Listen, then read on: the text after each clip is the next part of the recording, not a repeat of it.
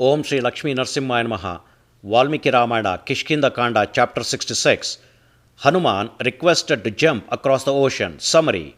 Legend of Hanuman's birth is praised highly together with his innate capabilities. Jambavanta familiarizes Hanuman of his capabilities, giving an account of his birth, rather what for he took birth, and extols his unready faculty.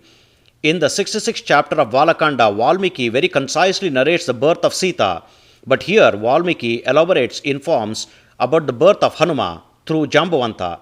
Some information about Hanuma is included in the endnote, chapter 66 in detail.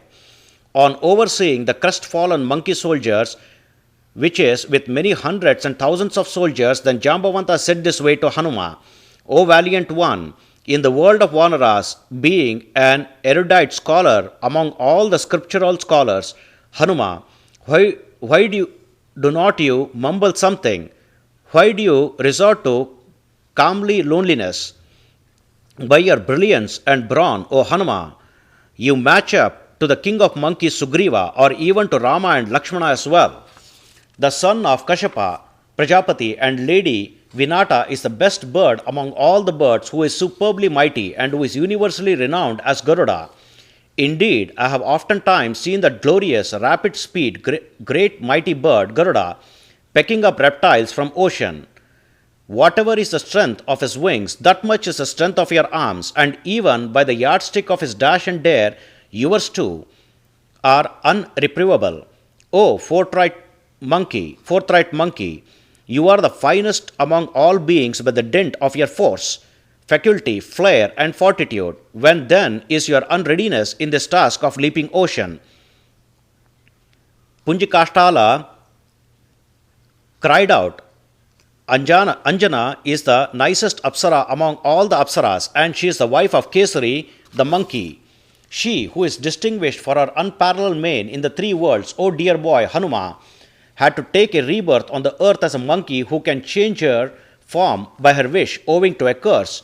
She who took birth as a daughter of the great-souled monkey chief Kunjara, on assuming a human physique, putting on caparisons of amazing garlands, dressed in silken clothing and shining forth with rarity of her beauty and nobility, at one time ambled on the top of mountain like a streak of lightning across a black cloud of rainy season.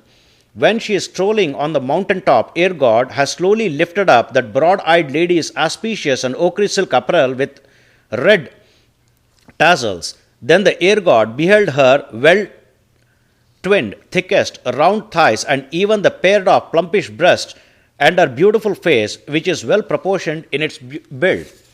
Just on catching the sight of that gorgeous one, whose pelvic girdle is fat and ample, and who is slender waist, and who by all her limbs is pristine, the air god is enarmed. He, that air god, who is enscrolled by love god in all of his limbs, though he is limbless and existed in thin air, embraced an immaculate lady with both of his far-flung arms, as he lost his heart for her. But she, that pious lady, perplexed, said this sentence in the matter of invincible hugging, who wishes to despoil my vow of one man, one wife. On listening the words of Anjana, the air god spoke this in reply, O highly hipped one, I don't dishonor you, hence let there be no fear in your heart, for I am the all-permeating air god. By which reason I embrace you and impregnate myself with you. By that reason you are impregnated in a supersensory manner. Thereby you will beget a valiant son endowed with intellect. An admirably brave, and a brave dazzling, and dazzling forceful, and a forcefully overpowering son will be there. Also thus he will be co-equal of mine in flying off and jumping off. Thus the air god said to Anjana, O arcane monkey Hanuma, when air god said so to her, O ambidextrous one, your mother is gratified. And then, O bullish fly jumpers, your mother very well divined you in a cave. Thereafter, when you were a boy, you had seen the just rising sun in the vast of forest, and deeming it to be a just ripened reddish fruit, and thinking it to be a best catch, you hopped up and flew towards sun on the sky. Even on your flying up to 300 yojanas, O brave monkey, and even when sun's radiation puffed and blow you down, you did not get into any anguish, as were indefatigable. O mighty monkey, even on seeing you, who are coming near the vault of heaven, Indra is captivated by anger, and by his effulgence he catapulted his thunderbolt at you. Then your left cheekbone, zygmatic arch, is broken when you fell down on the highest mountain top. From thereupon, your name phrase is indeed averred as Hanuman. Then, on observing that you are mutilated, highly infuriated is that sent water air god, and the tempestuous air god has not physically circulated throughout the trades of worlds. When the trades of the world is being roiled with breathlessness, all the administrative gods of the universe are bewildered, and they started to supplicate the air god for his grace. O chivalric warrior at war, while the air god is being supplicated, O dear boy, Brahma gave you a boon, decreeing your indestructibility by any missile. On scrutinizing that you are unhurt, even after hitting by thunderbolt, O ablest Hanuma, the thousand-eyed Indra kind-heartedly gave you a choicest boon, saying that your death occurs only by your own wish. Such as you are Kesari's son through his wife, O frightful pugilist, and you are the lineal son of air god, and even by your gusting you are self-same to air god, and even by your flying also you are a self-same to air god in all respect. Presently we are as good as dead, and among us presently you are the only one rife with competency and valiance. You are the other Sugriva, the king of monkeys to us. During the period of Trivikrama incarnation, I have circumambulated the earth, inclusive of its mountains, forests, and thickets, for 21 times, moving rightward around it.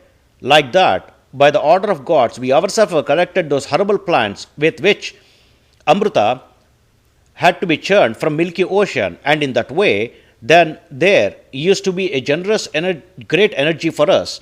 Such as I am now aged, and my valiance is completely lessened. But at the present time, you alone are endowed with all endowments among us.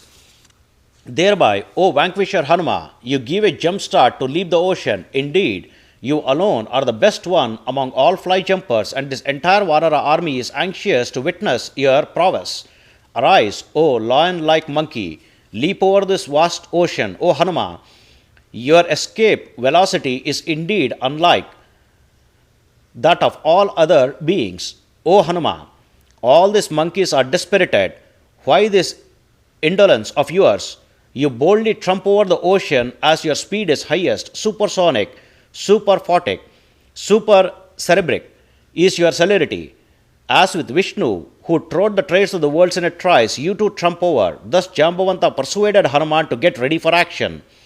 Thereafter, when the best monkey among monkeys, namely Jambavanta, the king of bears, are motivated, then the son of air god Hanuma, whose speed is familiar, coupled with his irresistible enterprise, enormously increased his physique as though to gladden the army of monkeys. Thus, this is the 66th chapter in Kishkinda Kanda of Valmiki Ramayana, the first epic poem of India. Sri Moola Rama Vijayate. Om Sri Krishnarpanamastu. Om Namo Pavanaputra Anjaneya.